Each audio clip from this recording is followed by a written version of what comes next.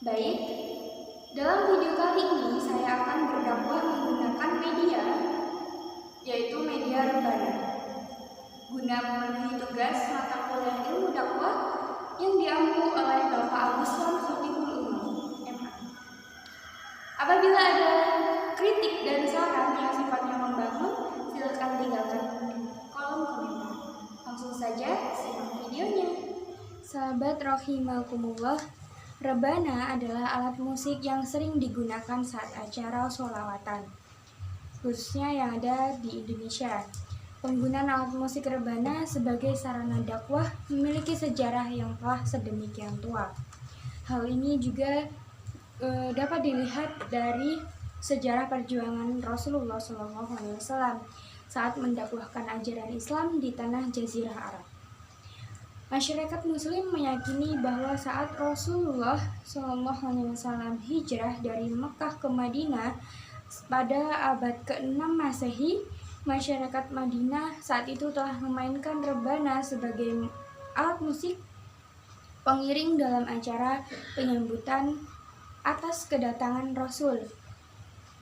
Mereka kala itu berbondong-bondong menyambut kedatangan Rasul sambil menyenandungkan syair qasidah Tola'ul Badru dengan iringan musik rebana sebagai ungkapan rasa syukur dan bahagia mereka atas kehadiran Rasulullah SAW. Jadi, atas dasar peristiwa ini, maka tidak heran jika hingga saat ini alat musik ini juga identik sebagai musik pengiring sholawat bagi para pencinta Rasul. Lantunan syair dan iringan rebana masih tetap lestari keberadaannya sebagai sarana untuk semakin mengenal sosok manusia yang paling dimuliakan oleh Allah SWT. Sejarah rebana di Nusantara.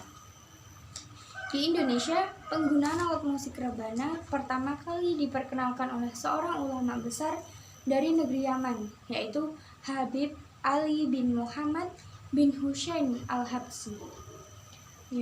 Yaitu pada sekitar abad 13 beliau datang ke tanah Nusantara dalam misi berdakwah menyebarkan ajaran agama Islam. Saat itu beliau juga membawa kesenian Arab berupa pembacaan qasidah yang diiringi dengan alat musik rebana.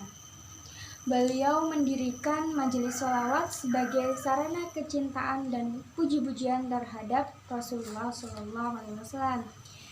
Seiring waktu, keberadaan majelis-majelis sholawat itu pun mulai menyebar ke wilayah lain seperti Pulau Jawa dan Kalimantan. Habib Ali bin Muhammad bin Husain al-Habsyi juga sempat mengarang sebuah buku berjudul Simtu al-Duror atau Simtu Duror yang membuat kisah perjalanan hidup Rasulullah SAW. Selain itu, buku ini juga membuat bacaan sholawat dan madaih pujian-pujian kepada Rasul. Bacaan-bacaan sholawat inilah yang sering kali dilantunkan saat peringatan acara Maulid Nabi dengan iringan musik alat musik rebana.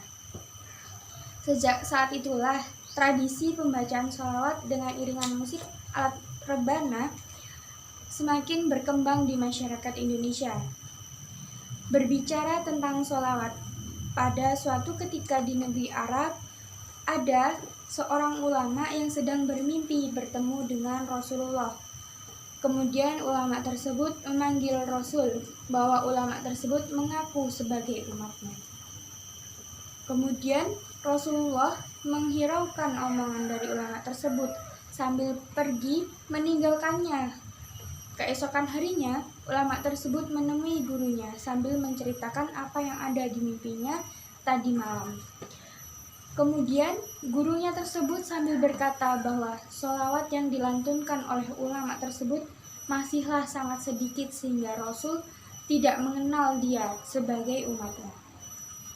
Akhirnya ulama tersebut dari kejadian itu lebih sering bersolawat saat hendak beraktivitas sampai tidur.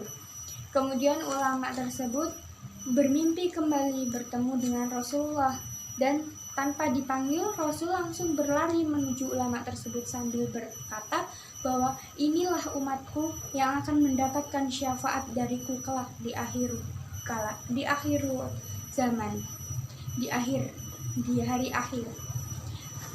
Jadi dari kisah ini bisa kita ambil hikmahnya bahwa salah satu cara kita mendapatkan syafaat dari Rasulullah adalah dengan memperbanyak sholawat. Sahabat rahimakumullah, mungkin itu saja yang dapat saya sampaikan. Kurang dan lebihnya mohon maaf apabila terdapat banyak kesalahan kata. Mohon dimaafkan, kepada Allah saya mohon ampun. Akhirul kalam, wallahul muwaffiq ila aqwamit thoriq. Wassalamualaikum warahmatullahi wabarakatuh.